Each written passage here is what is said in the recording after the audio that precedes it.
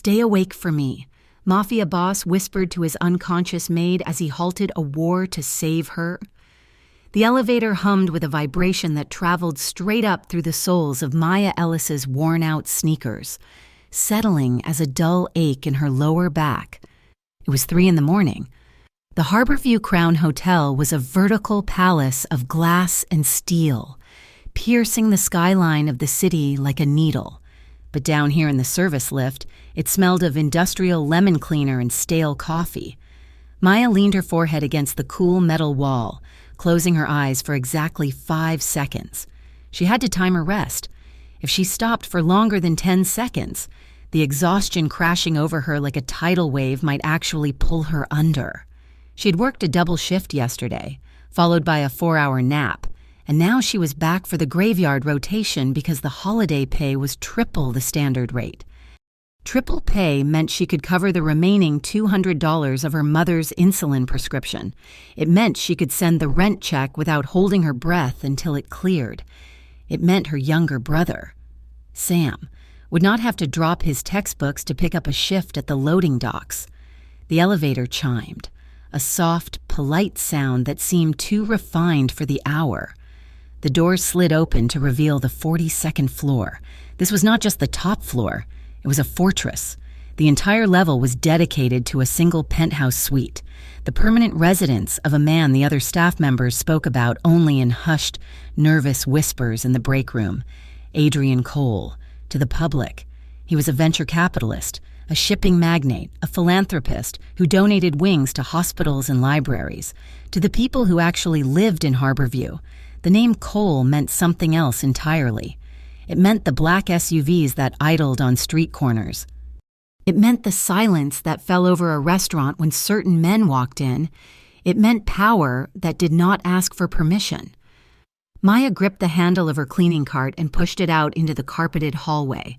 The wheels, usually squeaky, were silent on the plush, dark wool. She'd never seen Adrian Cole face to face. She had seen the back of his bespoke suits on security monitors, or the sleek profile of his car leaving the private garage, but he was a ghost to her, a ghost who paid an exorbitant service fee for discretion and cleanliness. Her instructions were simple. Clean the common areas between 3 and 4 in the morning, when the occupant was invariably out at his clubs or shipping yards. Be invisible. Leave no trace. She keyed the access card into the heavy mahogany double doors. The lock clicked with a heavy, expensive thud. Maya pushed the door open, announcing herself softly just in case. Housekeeping.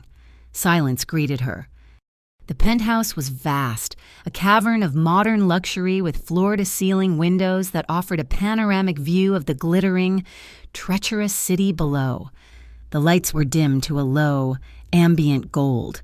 Maya let out a breath she did not know she had been holding. He was not here. She parked the cart by the entrance and got to work. Routine was her safety. Routine was how she kept the panic about the eviction notice in her pocket at bay. She started with the surfaces, moving with the efficiency of someone who had cleaned 5,000 rooms in her lifetime. She dusted the marble console tables, wiped down the obsidian countertops in the kitchenette, and straightened the already perfect stack of Architectural Digest magazines. She moved into the main living area, a sunken space dominated by leather furniture and a fireplace that could heat a small house. Maya was halfway to the bookshelf, her feather duster in hand, when a low, baritone voice cut through the silence. "That is the wrong file." Maya froze. The blood drained from her face so fast she felt dizzy. She had not looked toward the corner of the room near the terrace doors. A large oak desk sat there, usually empty, but tonight a lamp cast a pool of stark white light across it. Adrian Cole was sitting there. He was not the polished, untouchable figure she had imagined from the rumors. He looked real, too real. He had discarded his suit jacket, and his white dress shirt was unbuttoned at the collar, the sleeves rolled up to his elbows. The exposed skin of his forearms was covered in intricate, dark ink, tattoos that disappeared under the crisp fabric of his cuffs. 2 other men stood near him, looming like gargoyles. They were huge, their suits straining across broad shoulders, their hands clasped in front of them. They were staring right at her. Maya stood paralyzed, clutching her duster like a pathetic shield. She had violated the cardinal rule: never disturb the guest. Especially this guest. "I am so sorry," she stammered, taking a terrified step back, her heart hammering against her ribs like a trapped bird. "I thought the suite was empty. I will come back later." The two bodyguards shifted, their expressions tightening, ready to intercept her or escort her out. Perhaps roughly. Adrian did not look up immediately. He finished reading a paragraph on the paper in front of him, picked up a heavy fountain pen, and signed his name with a sharp, scratching sound. Then, slowly, he lifted his head. His eyes were dark, intelligent, and terrifyingly calm. They swept over her uniform, her messy bun, her white-knuckled grip on the cleaning supplies. For a second, she thought she was fired. She thought she was dead. "Stay," he said. His voice was not loud, but it carried an absolute authority that stopped her retreat instantly. Maya swallowed hard. "Sir, I said stay," Adrian repeated, his gaze dropping back to the documents. "We are working. You have a job to do. Do it." The bodyguards relaxed slightly, though they kept watching her with the intense focus of predators. "Don't stop," Adrian added, his tone dismissive yet strangely not unkind. "Keep doing your job." Maya nodded jerkily, realizing he was not going to look at her again. She turned back to the shelves, her hands shaking. She had to clean. She had to look normal. She moved to the bar area, where crystal decanters of amber liquid sat on a mirrored tray. Her pulse was thumping so loudly in her ears she could barely hear the scratch of his pen. "Just get through this," she told herself. 10 minutes. Dust, wipe, leave. She reached for a heavy crystal tumbler that had been left on the coaster. It was heavy, weighted at the bottom. Her palms were sweating. As she lifted it to wipe the ring of condensation from the granite, the glass slipped. It happened in slow motion. The slide of smooth crystal against her damp skin. The grasp of her fingers trying to reclaim it. The pull of gravity. The glass hit the marble floor with a sound that cracked through the room like a gunshot. It did not just break. It shattered. Shards of expensive crystal exploded outward, scattering across the dark floor. The silence that followed was deafening. In the corner, the two bodyguards flinched, their hands going instantly to the inside of their jackets. Maya stopped breathing. She stared down at the wreckage, her mind racing with the calculation of the cost. That glass probably cost more than her rent, more than her life. She dropped to her knees, her hands trembling violently as she reached for the jagged pieces. "I am sorry," she whispered, the words choking her. "I am so sorry. I will pay for it. I will fix it." She expected shouting. She expected to be dragged out by the arm. She expected the anger of a man who was used to perfection. "Leave us." The command came from the desk. It was quiet, calm, and cold. Maya flinched, squeezing her eyes shut, thinking he was speaking to her. She waited for the dismissal, for the firing squad of words, but footsteps moved away from her. She opened her eyes to see the two massive bodyguards nodding to Adrian before walking silently out of the penthouse front door, leaving the two of them alone. Maya was still on her knees, a large shard of glass in her hand. She looked up, terrified, to find Adrian standing right in front of her. He had moved across the room with a predator's silence. She had not even heard him leave his chair. He towered over her, blocking out the light from the lamp. Maya flinched back, her breath hitching in her throat. Adrian crouched down. He did not look at the mess on the floor. He looked at her hands. "You are shaking," he observed. It was not an accusation. It was a statement of fact. "I will clean it up," Maya managed to say, her voice trembling as much as her fingers. "Please, sir. I will pay for the replacement. Just please do not report me." Adrian ignored her plea about the money. He reached out, his hand large and warm, and gently took the sharp shard of glass from her fingers. He set it down on the unblemished carpet, well away from her skin. "Stop," he said softly. He stood up, walked to the bar, and grabbed a small towel. He returned and knelt beside her again, ignoring the crease it put in his expensive dress trousers. He began to pick up the larger pieces of glass himself. Maya stared at him, her mouth falling open slightly. The kingpin of Harborview, the man who supposedly ordered hits on his enemies, was on his knees in his own penthouse, picking up broken glass so his maid would not cut herself. "Sir, you cannot," Maya started, reaching out to stop him. He paused, a shard of glass held between his thumb and forefinger. He looked at her then. Really looked at her. His eyes were the color of charred wood, dark and complex. There was a weariness in them that the news cameras never caught. "If you keep trembling like that, you will slice your hand open," Adrian said. "And I do not want blood on my floor tonight. I have seen enough of it." The admission hung in the air, heavy and strange. He finished gathering the large pieces, wrapping them in the towel. Then he stood up and extended a hand to her. Maya stared at it. His palm was broad, his fingers long and capable. Slowly, she placed her hand in his. He pulled her to her feet with an effortless strength that made her feel weightless for a second. "Go finish the library," Adrian said, releasing her hand the moment she was steady. "I will handle this." Maya nodded, unable to form words. She retreated to the library section of the suite, her heart still racing. But the rhythm had changed. It was no longer just fear. It was confusion. And something else.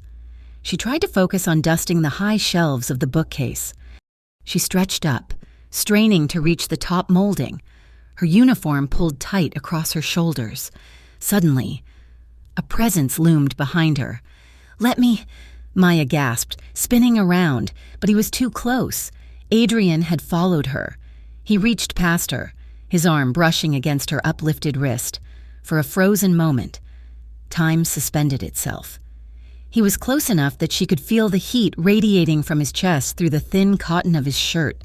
He smelled of expensive scotch, old paper, and a dark, spicy cologne that made her head spin. His hand covered hers on the duster for a fraction of a second as he guided it to the spot she had missed. His skin was rougher than she expected, calloused in a way that spoke of violence, not paperwork. Maya looked up, and he looked down. His face was inches from hers. She could see the faint shadow of stubble along his jaw, the slight flare of his nostrils as he inhaled. He was not looking at the shelf anymore. He was looking at her mouth, then her eyes, his gaze heavy and searching. Her breath hitched, a small, audible sound in the quiet room. Adrian froze. His jaw tightened, a muscle feathering in his cheek. He looked like a man fighting a sudden, intense hunger. But then, the mask slammed back into place. He stepped back, putting 3 feet of polite distance between them. "Finish up," he said, his voice rougher than before, "and then go home. It is late." He turned and walked back to his desk without looking back, leaving Maya standing by the bookshelf, her skin tingling where he had brushed against her. The following night, the dynamic of the penthouse had shifted. Maya was not cleaning. She was invisible in the hallway, waiting for the service elevator, her cart parked beside her.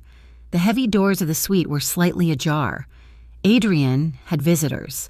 Not the silent bodyguards this time, but a man with a sharp, fox-like face and a nervous energy that seeped into the corridor. Maya knew him from the papers. Luca Moretti, Adrian's right hand. The voices drifted out, low but intense. "Vega is pushing too hard. Adrian," Luca hissed. "They burned 2 of the delivery trucks on 4th Street. The drivers are in the hospital. If we do not hit back, we look weak." Maya pressed herself against the wall, clutching her cart handle. She should not be hearing this. "I know what Darian Vega is doing," Adrian's voice replied. "It was steel wrapped in velvet. He wants a war. He wants me to burn down the city to get to him. That is how innocent people die." "Luca, we cannot let this slide," Luca argued. "We will not let it slide," Adrian countered. "But we do not use a hammer when a scalpel will do. Cut off his supply lines in the East Ward. Squeeze his accounts. I want him suffocating. Not bleeding out in the streets. Not yet. Blood, territory, supply lines." The words floated in the air like toxic spores. Maya felt a chill crawl up her spine. Standing in the sterile, beige hallway of the hotel, the reality of Adrian's world crashed into hers. This was not a movie. The man who had gently picked up broken glass the night before was discussing how to dismantle another man's life. She was walking through a battlefield. She just hadn't seen the landmines until now. The elevator finally arrived with a cheerful ding. Maya scrambled inside, jamming the button for the ground floor, desperate to put 40 stories of concrete between herself and the conversation upstairs. Her apartment was in the South End, a neighborhood where the streetlights flickered and the sirens were a constant lullaby. It was small, cramping with the accumulated clutter of two lives, hers and Sam's. Maya flopped onto the sagging beige sofa, not bothering to take off her shoes. She was bone-tired, her feet throbbed. She picked up the remote and clicked on the small television that sat on a milk crate. The local news was on. A reporter stood in front of a familiar warehouse, blue and red lights flashing behind her. Police are investigating another suspected arson connected to the ongoing tension between rival criminal organizations in Harborview. Sources link this warehouse to the syndicate controlled by Adrian Cole, the city's untouchable kingpin.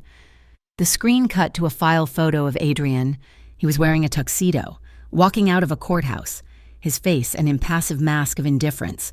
The headline beneath him read, "The Shadow over Harborview." Maya stared at the screen.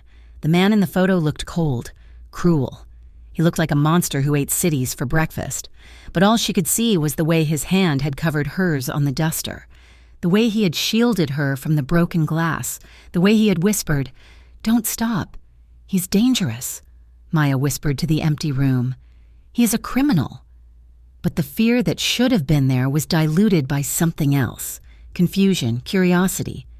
She pulled her knees to her chest, watching the news cycle loop.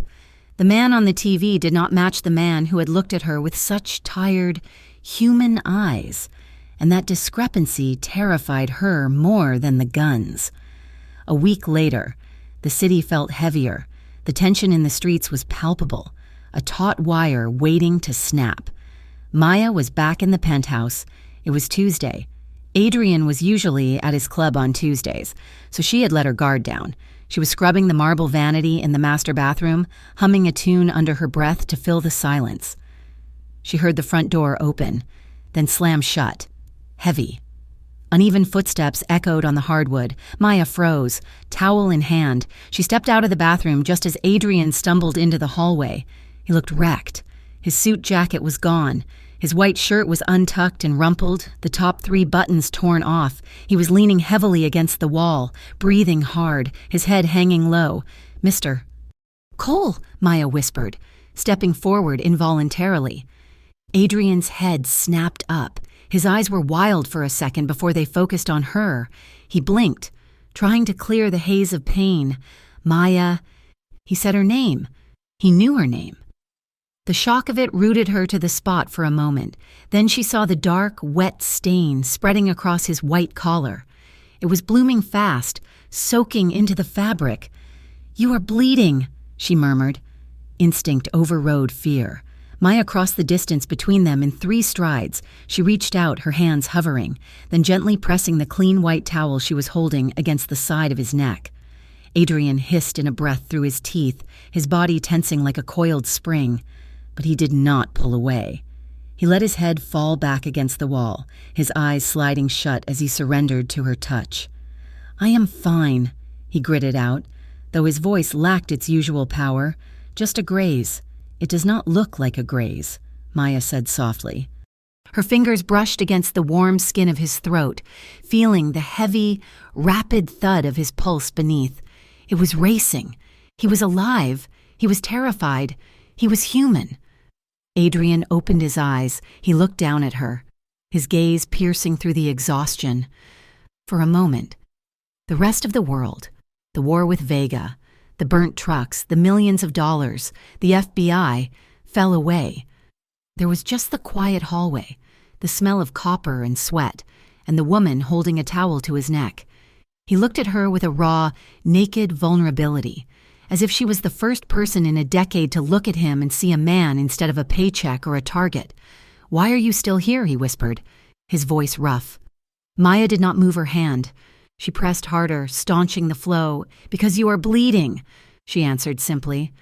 The air between them crackled, charged with a terrifying, silent electricity. Maya knew she should run. She knew this man brought nothing but ruin. But as his hand came up, hesitantly, to cover hers on the towel, trapping her fingers against his throat, she did not pull away. She just held on, while the storm outside the windows began to rage. Harborview was burning, piece by piece. It started with the Club Onyx. The venue was a gleaming jewel in the nightlife district, a place where Adrian Cole washed his money through bottles of champagne and VIP tables. On a Tuesday night, a black sedan rolled past the velvet ropes and sprayed the facade with automatic fire. No one was killed, but the message was written in shattered glass and bullet holes. 3 days later, the ground shook. Maya was polishing the brass railing in the lobby of the Crown Hotel when a dull, heavy thud vibrated through the soles of her shoes. It felt like a giant hammer striking the earth. Moments later, the black plume of smoke began to rise 2 blocks away. A car bomb had detonated in a parking garage used by Cole's lieutenants. It had detonated early, destroying an empty level, but the intent was clear. Someone was hunting the hunter. The city, once vibrant and alive, now felt like a cage rattling in the wind. The wail of sirens became the constant soundtrack of Maya's life. Every time an ambulance screamed past the hotel entrance, her heart hammered a frantic rhythm against her ribs, anxiety knotting tightly in her chest. The management called an emergency meeting in the basement laundry sorting room. The general manager, a man whose smile never quite reached his eyes, stood before the assembled housekeeping staff with a clipboard. Due to recent unrest in the city, we are implementing new safety protocols, he announced, his voice clipped. Avoid direct eye contact with VIP guests. If you see anything suspicious, report it to security immediately. Do not engage. Do not investigate. He looked over the tops of his glasses. If anyone feels unsafe in their current assignment, specifically those on the executive floors, you may request a temporary reassignment to the lower guest levels. We understand if the pressure is too much. Maya stared at her hands, her fingers twisting the hem of her apron. Reassignment meant standard rooms. Standard rooms meant standard tips. The guests on the lower floors left $5, maybe $10 if they were feeling generous. The guests in the penthouse left hundreds. She did the math in her head. Her mother's specialist appointment was next week. The copay was $200. Sam needed textbooks for his biology class. The rent was already 3 days late. If she took the reassignment, she was safe. If she took the reassignment, her family drowned. Maya raised her head. She did not raise her hand. She stayed silent, swallowing the fear that tasted like copper in her mouth. She would stay. She had to. 2 nights later, the sky broke open. A torrential storm battered Harborview, rain lashing against the glass skin of the hotel like shrapnel. Thunder rolled constantly, masking the sounds of the city below. Maya was in the penthouse kitchen, organizing the pantry. The lights flickered once, then twice. The power grid struggling under the weight of the storm. In the adjoining living room, the heavy oak doors were closed, but they could not block out the raised voices. Adrian was in there with his inner circle. The meeting had been going on for an hour, the tone shifting from low murmurs to sharp, angry shouts. "We cannot wait!" Adrian, a voice she recognized as Luca, roared. "He is mocking us!" "Enough!" Adrian's voice cut through. Lower, but infinitely more dangerous. "I said we wait for the shipment to clear customs. If we strike now, we lose the leverage." The lights flickered again, plunging the suite into darkness for a full 3 seconds before the backup generators kicked in with a low hum. Then, a sound cracked through the air that was not thunder. It came from outside, but close. 2 sharp pops, followed by the distinct screech of tires peeling away on wet asphalt. Gunshots. Before Maya could move, the building's emergency system triggered. A siren began to whoop, muffled but urgent, and the magnetic locks on the elevators slammed into place. Lockdown. The double doors to the living room burst open. Maya gasped, dropping the box of tea she was holding. Adrian charged into the kitchen area. He had a gun in his hand, a sleek black pistol held low at his side. His eyes were wide, scanning the room, scanning the windows. "Get down," he barked. Spotting her standing frozen by the island, he did not wait for her to comply.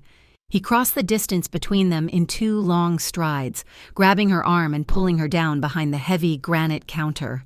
"Stay down," he ordered. Maya crouched on the cold tile, her knees knocking together. She was shaking so hard her teeth chattered. Adrian moved to the edge of the kitchen, checking the sightlines to the balcony windows. He moved with a terrifying efficiency, a soldier in a suit. He holstered the weapon at the small of his back when he realized the threat was not inside the room. He turned back to her, seeing her curled into a ball, her arms wrapped around her head. Maya. He said her name firmly. He crouched down beside her, using his body as a shield between her and the expanse of glass that looked out over the city. He placed a hand on her shoulder. His grip was heavy, grounding. "Look at me," he commanded. Maya raised her head. Her eyes were wide, filled with tears of sheer terror. "We are secure," Adrian said, his voice steady. "A rock in the middle of the ocean. The shots were street level. They fired at the lobby entrance. No one is getting up here. The elevators are locked. They fired at the lobby," Maya whispered, her voice cracking. "A warning," Adrian said grimly. "Just a warning." He kept his hand on her shoulder, his thumb rubbing circles into the fabric of her uniform, a subconscious gesture of comfort that felt shockingly intimate in the chaos. They stayed like that for 10 minutes, the mafia boss shielding the maid while the sirens wailed below and the rain hammered against the glass. When the all-clear finally chimed through the intercom system, the tension in the room broke, but Maya did not. She tried to stand up, but her legs gave way. She slumped back against the cabinets, her chest heaving. She couldn't get enough air. The room was spinning. Black spots danced in her vision. "Hey," Adrian said, his tone shifting from commander to something softer. He grabbed a stool and pulled it over, guiding her to sit. She was hyperventilating, her breaths coming in short, sharp gasps that sounded like sobs. Her hands were ice cold. Adrian moved into her space. He did not call for security. He did not call for a doctor. He went to the sink, filled a glass with water, and pressed it into her trembling hands. "Drink," he said gently. She couldn't. Her hands were shaking too much. The water sloshed over the rim. Adrian covered her hands with his own, steadying the glass. He guided it to her lips. "Just a sip. There. Now breathe." He pulled the glass away and set it on the counter. He placed his hands on her knees, leaning in until his face was level with hers. "Maya, look at me. Not at the window. Look at me." She focused on him. His eyes were dark, endless and calm. "Breathe with me," he instructed. "In for 4. Out for 4. Do it." He inhaled deeply, exaggerating the motion so she could mimic him. Maya tried. She choked on a sob, then inhaled shakily. "Again," he murmured. "In. Hold. Out." They breathed together in the quiet kitchen, the only sound the hum of the refrigerator and the distant storm. Slowly, the tightness in Maya's chest began to loosen. The room stopped spinning. The terror receded, leaving behind a raw, aching vulnerability. She looked at him. Really looked at him. He was crouching in front of her, his expensive suit straining at the shoulders, his attention entirely focused on her well-being. He looked tired. He looked worried. "I am sorry," she whispered, wiping a tear from her cheek. "I am so sorry. I just panicked." "Do not apologize," Adrian said, his voice low and rough. "You are not built for this world. Maya, you should not have to be." He stood up slowly, his hand lingering on her knee for a fraction of a second before he pulled away, leaving a ghost of warmth behind. An hour later, the storm was still raging, but the penthouse was quiet. The bodyguards and lieutenants had left via the service elevator once the lockdown lifted. Maya was finishing the living room. She should have gone home, but her hands needed to be busy. If she went home to her empty apartment, she would just stare at the ceiling and replay the sound of the gunshots.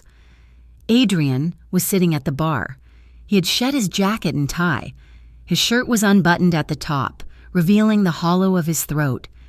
He was nursing a tumbler of amber liquid, staring into the glass as if the answers to his problems were drowning in the alcohol.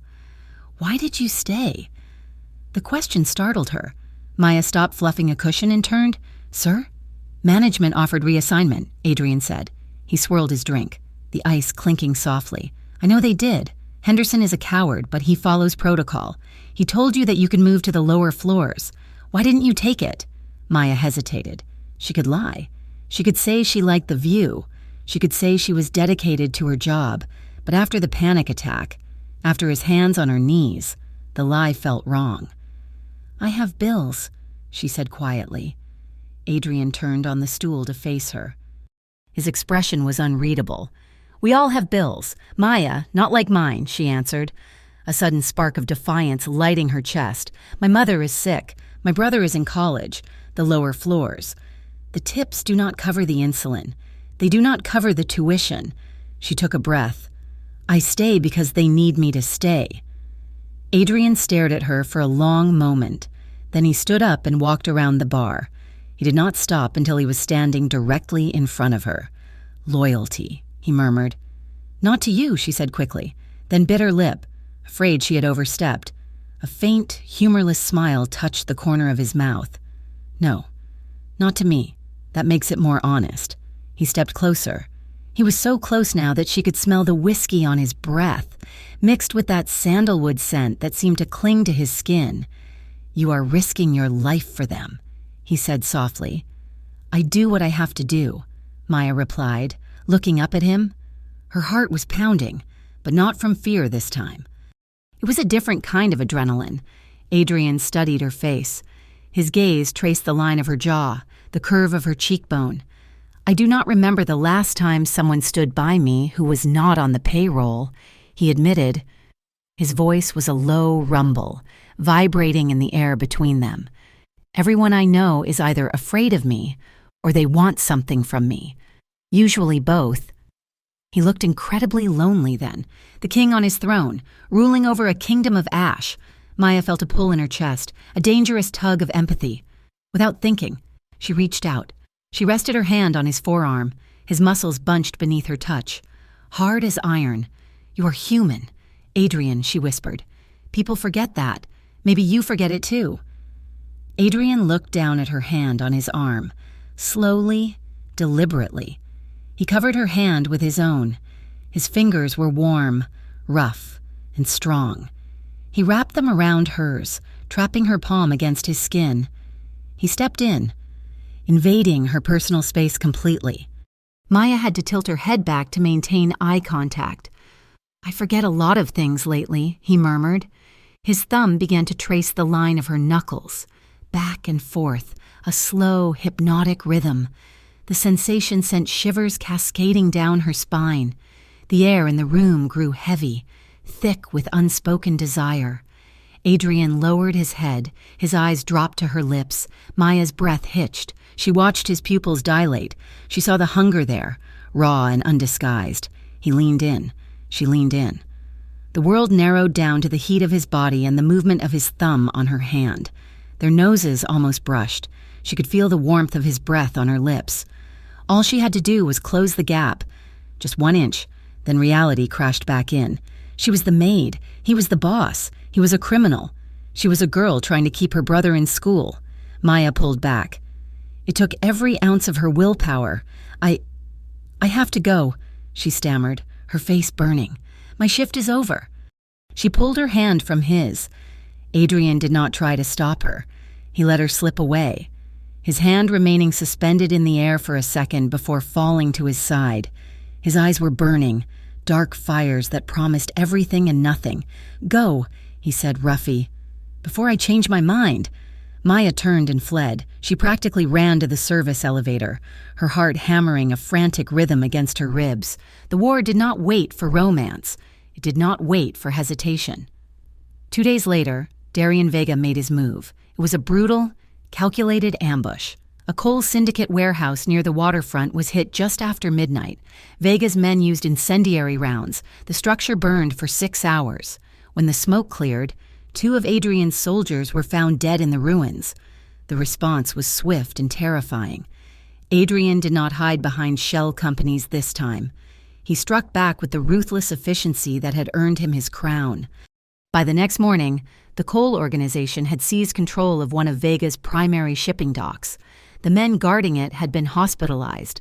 The violence spilled out of the shadows and onto the front pages. Gang war erupts in Harborview. The headlines screamed. Police commissioner promises crackdown. The atmosphere in the hotel changed. It was no longer just tense. It was poisonous. Staff members whispered in huddles in the locker room. "I am quitting." A maid named Sarah whispered to Maya as they restocked towels. "My cousin said the police are going to raid the hotel. I cannot get arrested. Maya, I have kids." Maya stayed silent, stacking the white cotton with mechanical precision. She could not quit. She checked her bank balance on her phone during her break. She was still $300 short for the month. Later that afternoon, her phone buzzed in her pocket. It was Sam. "Maya?" His voice was tinny and anxious. "Are you okay?" "I saw the news. They said there was a shooting near the hotel. I am fine. Sam," Maya lied, clutching the phone tight. "It was blocks away. The news always exaggerates. You are working for him, aren't you?" Sam asked, his voice dropping.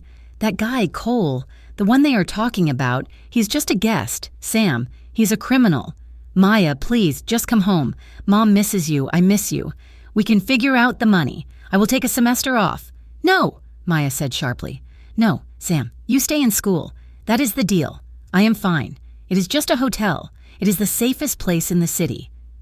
She looked out the window of the break room. The city lights were flickering on as twilight fell. Harborview looked beautiful from a distance, a glittering jewel box, but from where she stood, it felt like the jaws of a trap slowly grinding shut. "I have to go. Sam, I love you." She hung up before he could argue, staring at her reflection in the darkened glass. She looked tired. She looked like a liar. It was near the end of her shift when she found it. She was doing a final sweep of the penthouse bar area. Adrian was not there, or so she thought. She knelt down to wipe a smudge from the chrome footrest of a bar stool. There, lying on the dark carpet, was a cufflink. It was gold, heavy, and engraved with a small, intricate crest. It looked old, valuable. Maya picked it up, the metal cool against her palm. As she stood up, she gasped. Adrian was standing right there. He had entered the room silently, a ghost in his own castle. He was watching her. He looked exhausted, his eyes rimmed with red, his jaw set with the tension of a man who had spent the day ordering violence. "I found this," Maya said, her voice trembling slightly. "Under the stool." She held out her hand. The gold glinted in the dim light. Adrian stepped closer. He did not take the cufflink immediately. He looked at it, then up at her face. "My father's," he said quietly. "I thought I lost it." He reached out. But he did not just take the object. His hand cupped hers from underneath, his fingers long and warm. He used his other hand to pick up the cufflink from her palm. For a moment, he held her hand in both of his. "Thank you," he said. He stepped closer again. He was invading her space, just like the night of the storm. But this time, there was no lightning to blame. There was only the heavy, suffocating tension of two people standing on the edge of a cliff. His thumb brushed across the sensitive skin of her palm, a feather-light touch that sent a shockwave straight to her core. "Maya," he whispered. He was too close. He was dangerous. He was everything she should run from. But she did not move. She stared up at him, her lips parting slightly, caught in the gravitational pull of his darkness. His eyes flickered down to her mouth. He leaned in, just an inch. The air between them crackled. "Sir, I—" Adrian did not back away this time. He held her gaze, his thumb pressing into her palm, anchoring her to him. "Be careful, Maya," he said, his voice a low warning that sounded terrifyingly like affection. "This city is getting dark. Do not let it swallow you." He released her hand slowly, letting his fingers trail off her fingertips. Maya pulled her hand back against her chest, her heart racing as if she had just run a marathon. She nodded, unable to speak, and turned to leave, feeling his eyes burning into her back until the elevator doors slid shut, sealing her away from the fire. The smoke rising from the garment district was not gray. It was a thick, oily black that blotted out the midday sun. twisting like a serpent between the skyscrapers. From the floor-to-ceiling windows of the 42nd floor, it looked like a bruise spreading across the sky. Adrian Cole stood with his forehead resting against the cool glass, his hands clasped loosely behind his back.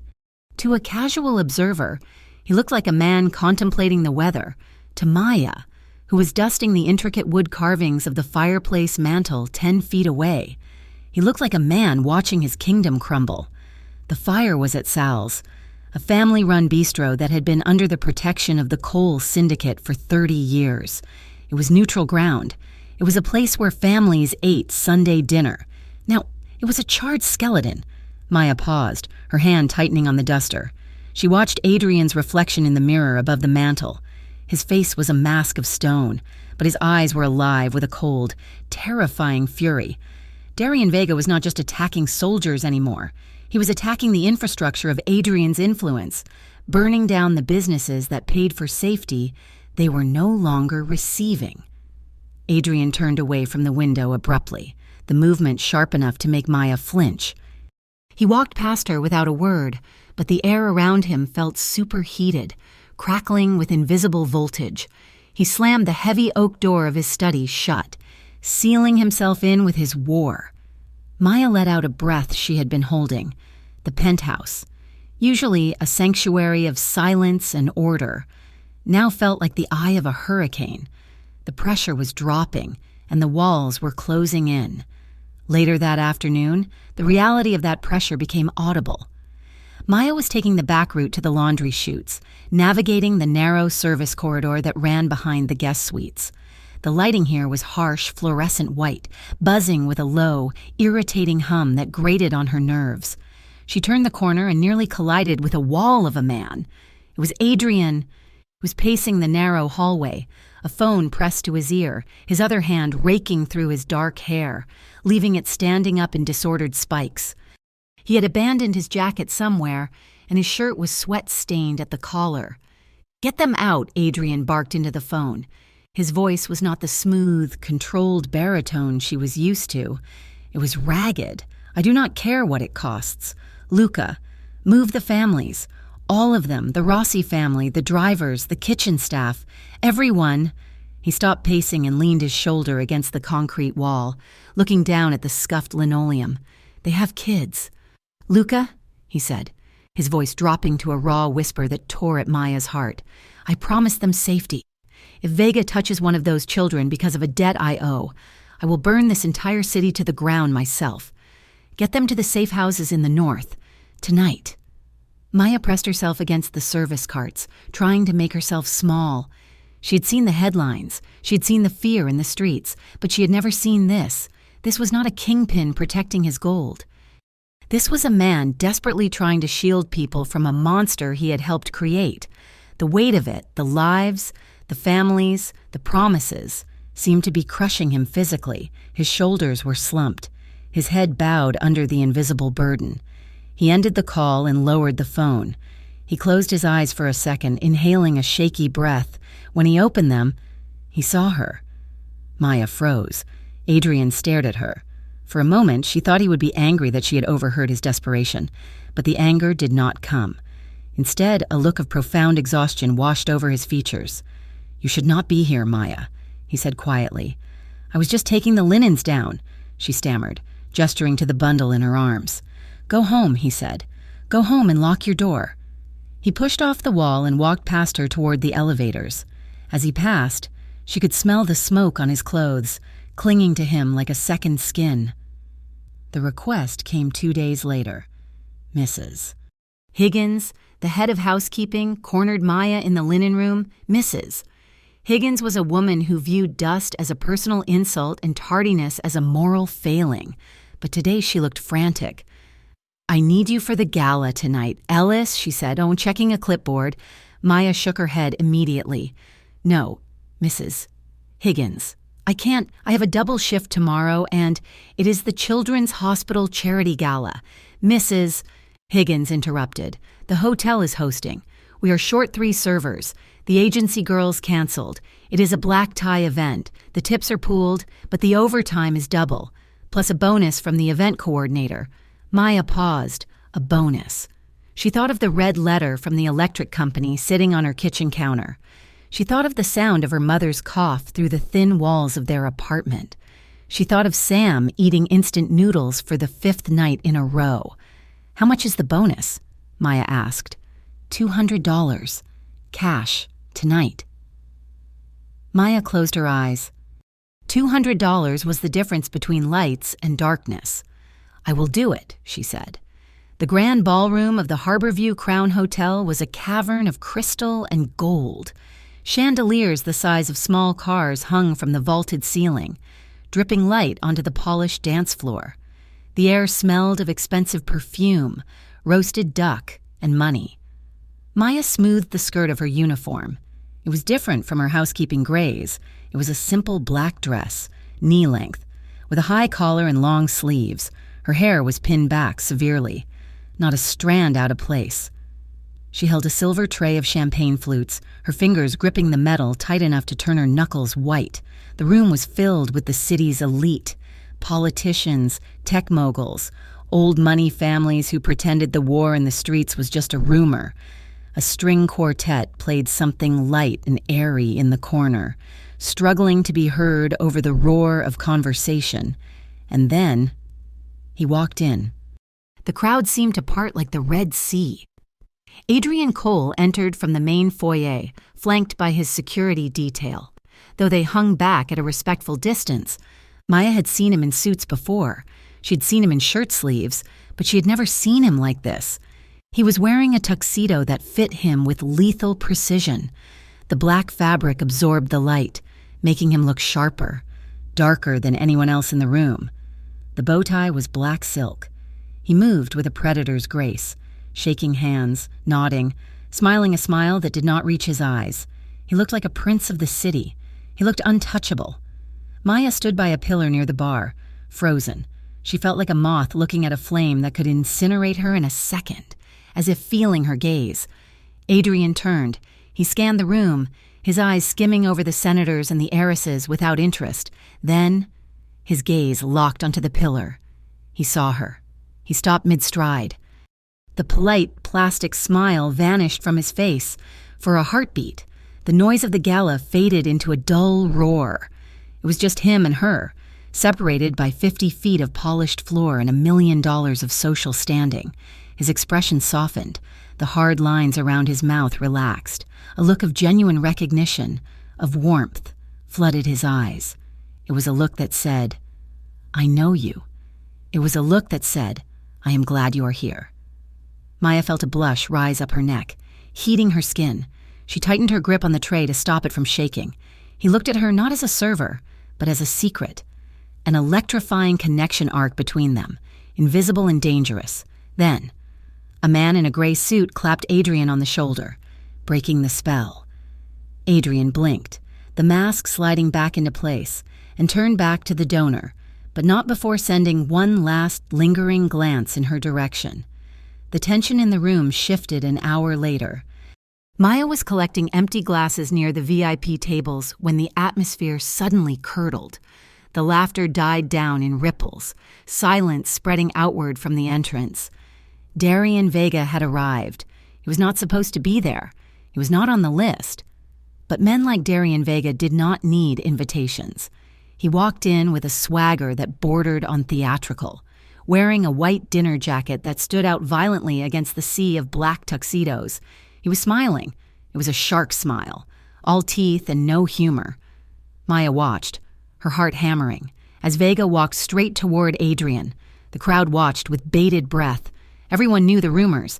Everyone knew these two men were currently tearing the city apart. Adrian stood his ground. He did not look surprised. He set his drink down on a passing waiter's tray and turned to face his enemy. "Darian," Adrian said. His voice was calm, carrying easily over the hushed room. "I did not know you had a charitable side." "I am a man of the people, Adrian," Vega replied, his voice oily and smooth. "I worry about the children, just like you." The threat was subtle, buried in the pleasantry, but it landed like a physical blow. Vega stepped closer, invading Adrian's personal space. Maya was standing 6 feet away. She could see the way Adrian's hand flexed at his side, a reflex to reach for a weapon that wasn't there. She could see the cold, dead look in Vega's eyes. "Nice party," Vega said, looking around. "Be a shame if something disrupted it. Enjoy the evening." "Darian," Adrian said, his voice dropping to a temperature below freezing. "While it lasts." Vega laughed, a sharp, barking sound, and moved past him toward the bar. Adrian did not move. He stood rigid, radiating a wave of suppressed violence that made the hair on Maya's arm stand up. She realized with terrifying clarity that violence could erupt right here, under the crystal chandeliers. These men did not care about collateral damage. She turned and hurried toward the service exit, her hands trembling so badly the empty glasses on her tray rattled like chattering teeth. The rooftop garden was empty. Maya pushed the heavy glass door open and stepped out into the cool night air. The wind was picking up, rustling the leaves of the potted olive trees and sending the scent of rain and ozone swirling around her. She needed to breathe. The air in the ballroom had become too thin, too choked with tension. She walked to the stone railing and looked out over the city. From up here, Harbor View looked peaceful, a grid of amber light stretching to the black water of the bay. It was a lie, of course. Down there, in the shadows, men were burning restaurants and planning murders. It is a beautiful view, isn't it? Maya gasped and spun around. Adrian was standing in the shadow of a trellis covered in jasmine vines. He had come out the other door. He had lost the tuxedo jacket. His bow tie was undone, hanging loose around his collar, and the top buttons of his shirt were open. He held a tumbler of whiskey in one hand, but he wasn't drinking it. "Mr. Cole," Maya breathed, I did not know you were out here. I can leave." "No," he said quickly. "Please, stay." He walked out of the shadows and joined her at the railing. He looked weary, the charisma of the ballroom stripped away to reveal the bone-deep exhaustion beneath. "I needed to get away from them," he admitted, looking out at the skyline. "The sharks in expensive suits, they smile at you while they calculate how much your funeral will cost. They are afraid of you," Maya said softly. Adrian laughed, a short, dry sound. "Good. Fear is the only thing keeping order right now. But I am tired. Maya." He turned his head to look at her. The wind caught a lock of her hair that had escaped her pins, blowing it across her cheek. "I look at that city," he said, gesturing with his glass, "and I do not see my empire anymore. I see a cage, every day. The walls get higher. This war, it is eating away at everything. Any chance I ever had at a normal life is turning to ash." Maya looked at him. He wasn't the kingpin in that moment. He was just a man standing on a ledge, looking for a way down. "You are saving people," she said. "I heard you, in the hallway, moving the families." Adrian looked surprised. "You heard that?" "Yes, you are trying to protect them." "I am failing," he whispered. He set his glass down on the wide stone ledge. He turned his body fully toward her. The garden lights were dim, casting half his face in shadow, but his eyes were burning with an intensity that pinned her to the spot. He reached out. His hand hovered for a second, asking permission, before his fingertips grazed the side of her face. He tucked the loose strand of hair behind her ear. His skin was warm against hers. His fingers trailed down, grazing the sensitive skin of her neck, sending a shiver racing down her spine that had nothing to do with the wind. "Why are you out here, Maya?" he asked softly. "I needed air," she whispered. Her pulse was racing, a frantic drumbeat in her throat. "I think about you," Adrian confessed. His voice was low, rough with an emotion she couldn't name. "When I am in those meetings, when the world feels too dark to navigate, I think about you standing in my kitchen telling me to breathe." He took a step closer. There was no space left between them. He placed one hand at the small of her back.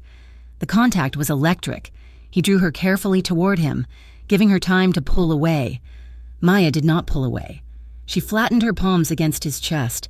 She could feel the solid wall of muscle beneath the fine cotton of his shirt. She could feel the heavy, pounding rhythm of his heart. It was beating as fast as hers. "Adrian," she breathed. He tilted his head. His gaze dropped to her lips. "I need to know," he whispered. He leaned down. Their lips met. It was not the frantic, desperate kiss of a movie. It was slow, deliberate. It was a question and an answer all at once. His lips were firm, warm, and tasted faintly of whiskey. Maya made a soft sound in her throat, her hands sliding up his chest to grip his shoulders. The movement seemed to break the last of his restraint. Adrian groaned low in his chest. His arm around her waist tightened, pulling her flush against him. He tilted his head, deepening the kiss, pressing harder. It was overwhelming. It was the feeling of falling and being caught at the same time. His hand moved up her back, his fingers tangling in the hair at the nape of her neck. He kissed her with a controlled intensity, as if he was terrified that if he let go, he would shatter her. Maya opened to him, kissing him back with a fierce need she didn't know she possessed. For a moment, the war didn't exist. Vega didn't exist. The debt didn't exist. There was only the heat of his body, the roughness of his stubble against her skin, and the way he held her like she was the only precious thing left in the world. They broke apart. Gasping for air, they stayed close, foreheads touching, eyes closed. Maya could feel his breath on her face. She was trembling. "We can't," she whispered, though she didn't move an inch. "I know," Adrian rasped. This crossed a line. A massive, dangerous line. He was the target. She was the help. This was how people got hurt. The silence of the garden was shattered by a vibration. Adrian's phone buzzed violently against the stone railing where he had left it. The sound was like a gunshot in the quiet air. They sprang apart, the loss of contact physically painful. Adrian snatched the phone up. He looked at the screen, and the softness vanished from his face instantly. The cold, hard mask slammed back down. "Luca," he answered. Maya watched him, hugging her arms around herself, trying to hold on to the warmth he had left behind. "Where?" Adrian barked. He listened for a second, his jaw clenching. "Understood. I am coming down." He hung up and turned to Maya. The tenderness was gone, replaced by sharp, terrifying urgency. "Go inside," he ordered. "Adrian, go back inside. Maya, right now. Take the service elevator, go to the locker room, change, and go home. Do not take the main exit. Use the loading dock on 5th. "What is happening?" she asked, fear spiking in her chest. One of Vega's men was spotted near the kitchen entrance. Adrian said grimly. He turned to leave, then stopped. He looked back at her, and for a split second, the mask cracked again. Fear. Pure, unadulterated fear for her. "Please, Maya, go." He turned and ran toward the stairs, his tuxedo tails flying behind him, plunging back into the war he had tried to escape for 5 minutes. Maya did not sleep that night. She lay in her narrow bed in her tiny apartment, staring at the water stains on the ceiling. The city outside was quiet, but her mind was loud. She raised her hand and touched her lips. They still felt swollen, sensitive. She could still feel the phantom pressure of his mouth. She could still feel the weight of his hand on the small of her back. It was exhilarating. It was the most alive she had ever felt, and it was terrifying. She closed her eyes and saw his face in the moonlight. "I think about you when the world feels too dark." He was in trouble. And now, she was in it with him. Across the city, in the back room of a warehouse that smelled of stale cigars and gasoline. Adrian Cole sat at a metal table. Luca was pacing in front of him. "They are squeezing the suppliers." "Adrian!" Luca shouted, slamming his hand on the table.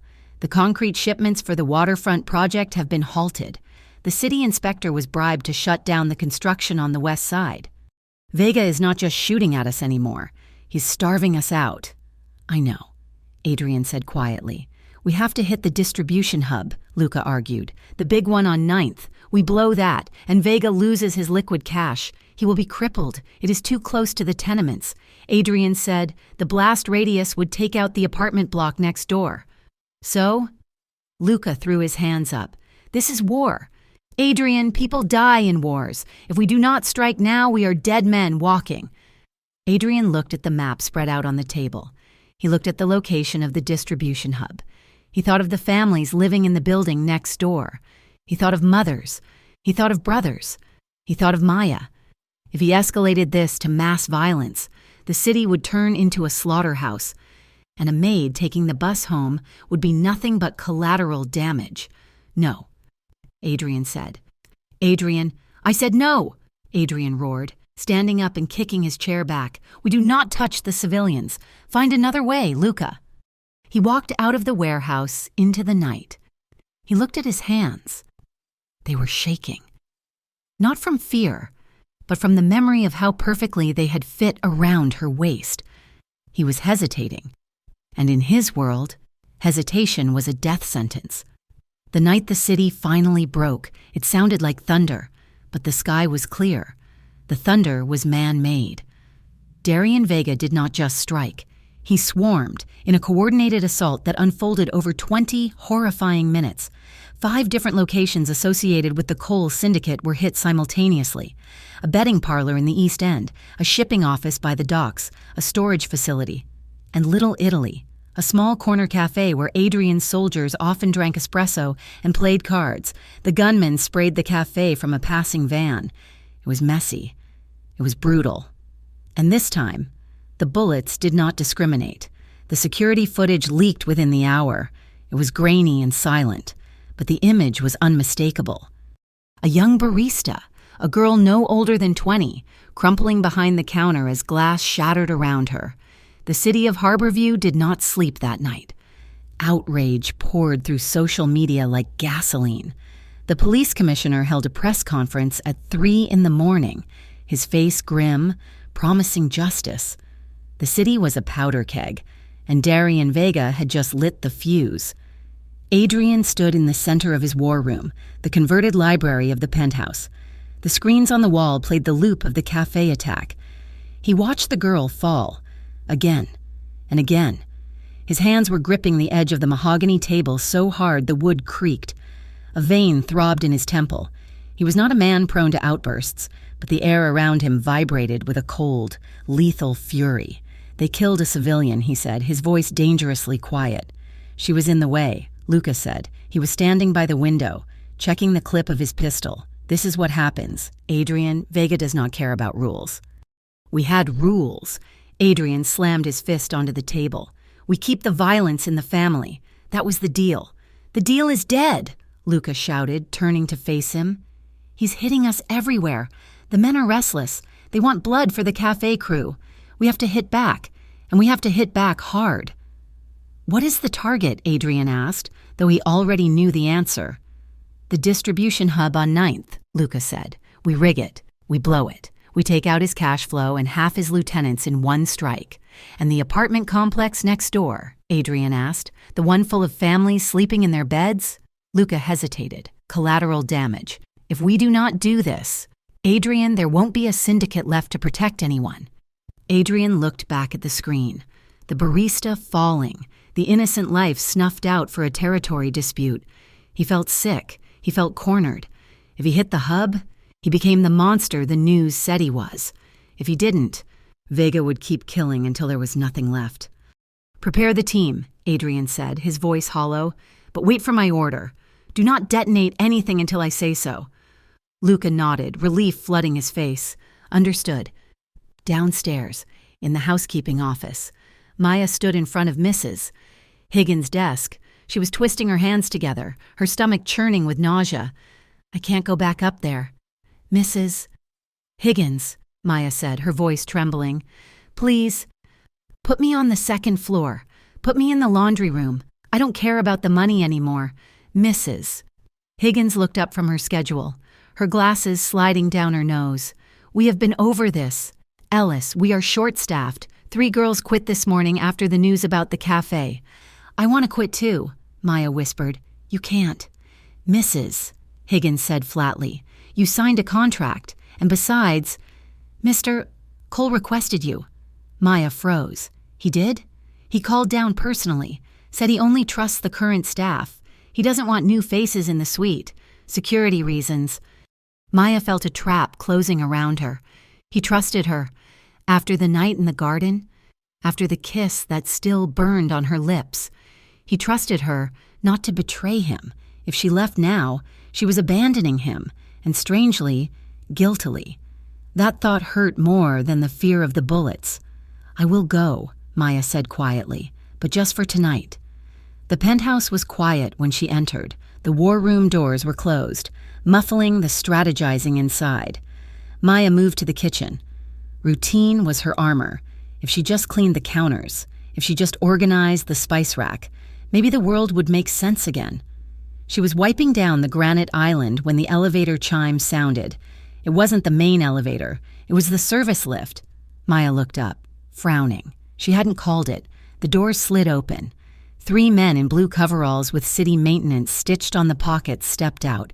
They were carrying toolboxes. They wore caps pulled low. Maya didn't recognize them. And then she saw their boots. They weren't work boots. They were tactical combat boots, laced tight. "Hey!" one of them shouted, spotting her. Maya dropped her spray bottle. She didn't think. She dove. She scrambled behind the heavy granite island just as the first gunshot cracked through the air. The sound was deafening in the enclosed space. The bullet shattered the glass backsplash above the stove, raining shards down on the counter. "Get the girl!" a voice roared. Then the alarm screamed to life. The doors to the war room burst open. Adrian came out first. He didn't hesitate. He moved with a terrifying fluidity, gun raised, firing 2 shots in rapid succession. The lead intruder dropped, clutching his leg. The other 2 returned fire, spraying the hallway with bullets. The noise was a physical assault, a chaotic cacophony of explosions and shattering porcelain. Maya pressed her hands over her ears, curled into a ball on the kitchen floor. She was sobbing, but the sound was lost in the gunfire. "Left flank!" Adrian shouted to his men. "Secure the corridor!" The firefight was brutal and fast. Adrian's bodyguards poured out of the library, engaging the intruders. Furniture splintered. A priceless vase exploded into dust. One of Vega's men, the one Adrian had missed, broke away from the main group. He sprinted toward the kitchen, looking for cover. He hurdled the island and landed right next to Maya. He was huge, smelling of sweat and gun oil. He saw her. His eyes went wide. He raised his pistol, pointing it directly at her chest. Maya's brain shut down. Fight or flight. There was nowhere to fly. She grabbed the heavy crystal flower vase sitting on the floor where she had placed it to clean. With a scream of pure terror, she swung it upward with both hands. It connected with the gunman's arm just as he pulled the trigger. The shot went wild, punching a hole in the ceiling. The man howled in pain, staggering back. Adrian appeared at the entrance of the kitchen. He saw the gunman. He saw Maya. "No!" he roared. He didn't shoot. The gunman was too close to her. Adrian holstered his weapon and threw himself forward, tackling the man with the force of a freight train. They crashed to the floor, a tangle of limbs and fury. The gun skittered away across the tiles. Maya scrambled backward, trying to get away. The gunman pulled a second weapon from his boot, a small, silver revolver. He raised it, aiming for Adrian's back. Maya saw it. Adrian didn't. "Adrian!" she screamed. She lunged forward, not thinking, just reacting. She shoved Adrian's shoulder, trying to push him out of the line of fire. The gun went off. The sound was different this time. Dull, wet. Maya felt a punch to her chest. It didn't hurt. Not at first. It just felt like someone had hit her with a hammer. She stumbled back. Her legs felt like water. She looked down. A red flower was blooming on her white uniform shirt. It was growing fast, spreading dark and wet across her ribs. "Oh!" she whispered. She looked up. Adrian had subdued the man, snapping his arm with a sickening crunch.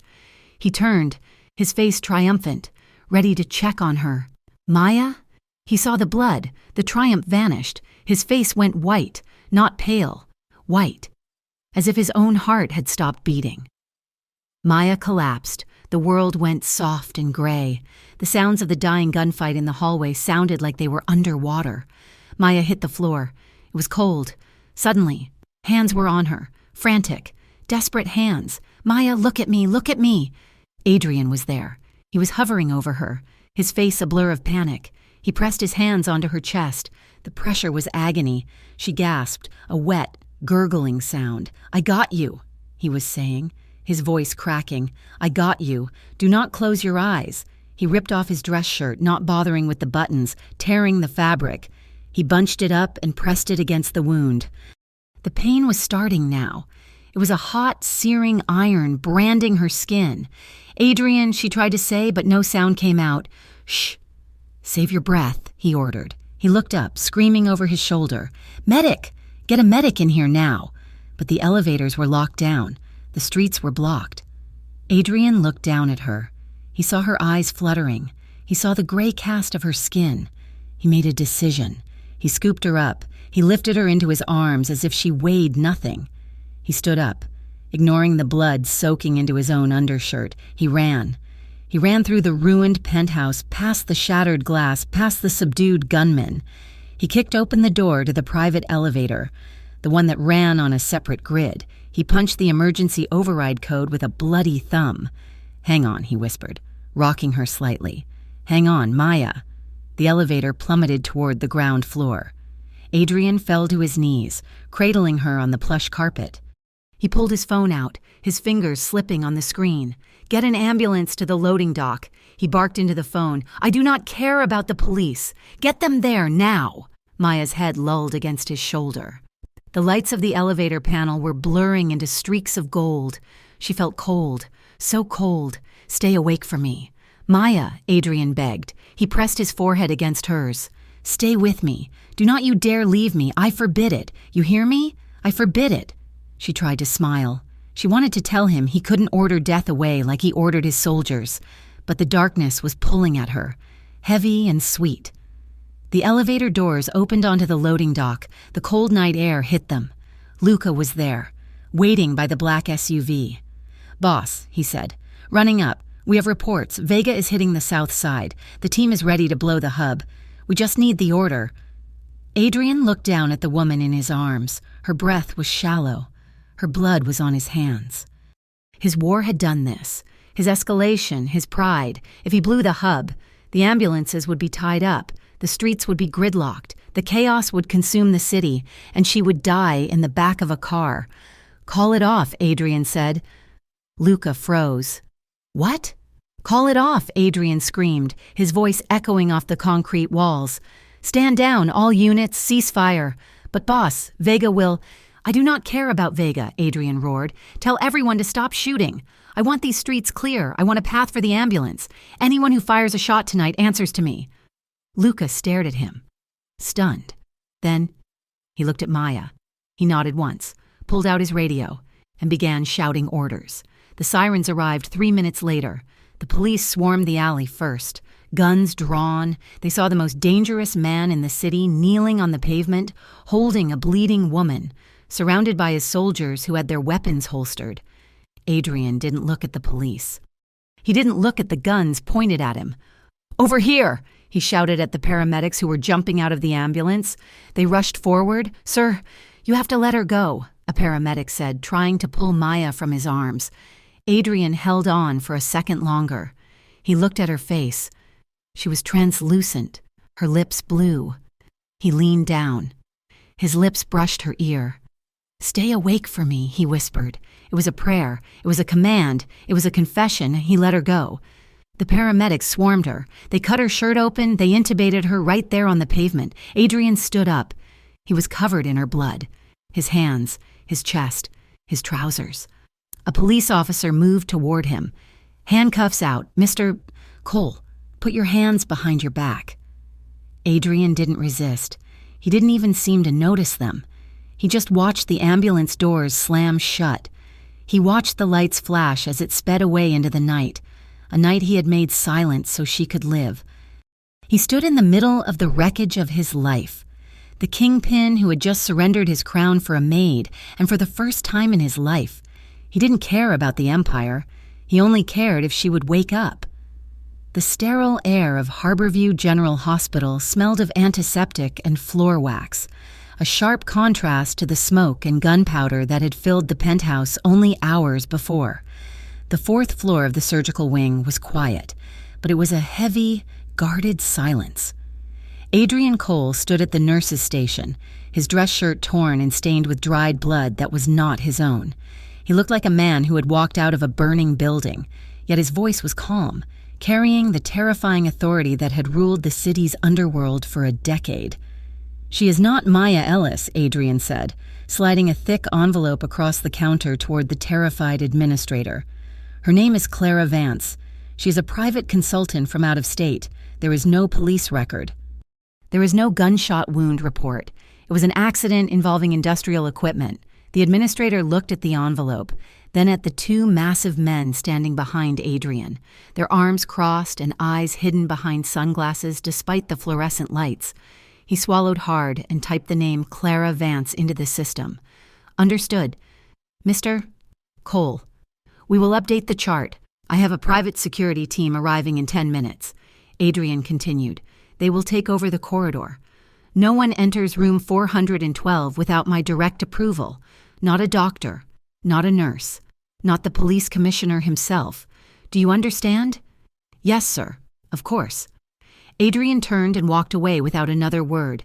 He had just committed 3 felonies in under a minute: bribery, obstruction of justice, and falsifying medical records. But he did not care. Darian Vega knew who Maya was now. Vega had sent men to the hotel specifically to kill her, to break Adrian by destroying the only thing that made him human. If Vega found out she was alive, he would finish the job. Adrian reached the door of room 412. He hesitated, his hand hovering over the handle. The man who had halted a citywide war with a single phone call was suddenly terrified to open a door. He took a breath, a jagged intake of air that rattled in his chest, and pushed inside. The room was dim, lit only by the green glow of the heart monitor and the streetlights filtering through the blinds. Maya lay in the center of the bed, looking impossibly small. A tube ran down her throat, breathing for her. Wires snaked from her chest, disappearing under the hospital gown. Her skin was the color of parchment. Adrian closed the door and locked it. He walked to the chair beside the bed, the same chair he had sat in for the last 6 hours, and collapsed into it. He did not sleep. He simply watched the rise and fall of her chest, counting the beats of the monitor, terrified that if he looked away, the rhythm would stop. 3 nights passed like a fever dream. Adrian barely left the room. He bribed the nurses to bring him black coffee and ignored the calls lighting up his phone from his lieutenants. He had shed the blood-stained shirt for a fresh one brought by a courier, but he refused to leave her side.